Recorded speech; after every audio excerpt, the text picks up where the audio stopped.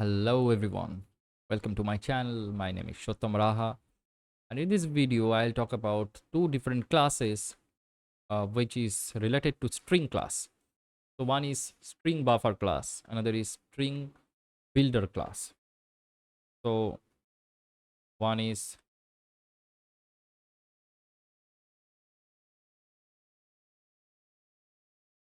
string buffer, another is string builder class. Okay. So you see, string, as we have already seen, string class is basically immutable, right? Immutable class. This is immutable class. That means we cannot modify the content. But these two classes are actually mutable. That means once an object is created of string buffer or string builder, we can actually modify the contents of the object, right? Without creating a new object. We can modify it. So what do I mean by that is strings are immutable, so we actually cannot assign, well, we have to assign to it some new object if we want to modify the current object. But in case of string buffer or string builder, both works in the same way, almost the same way. That is, they are immutable and the contents of the object can be modified. So for example, say let's say I want to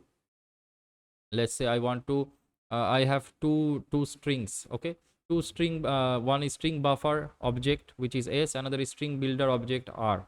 Okay, so you see it is created in the same way as a string is created, but with the class name as different. Now say I can use s dot append raha or r dot append raha, both will work in the same way. Okay, now if I print it, you can see that s has been modified, r has been modified. I did not assign it, but in case of string, what we did, we used to reassign this. Here also we can reassign it, but it is not required because it is in place, it is getting updated automatically.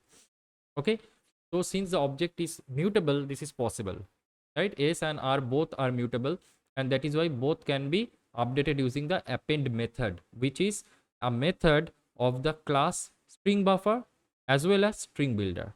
Both these classes have the method append. That is why it works.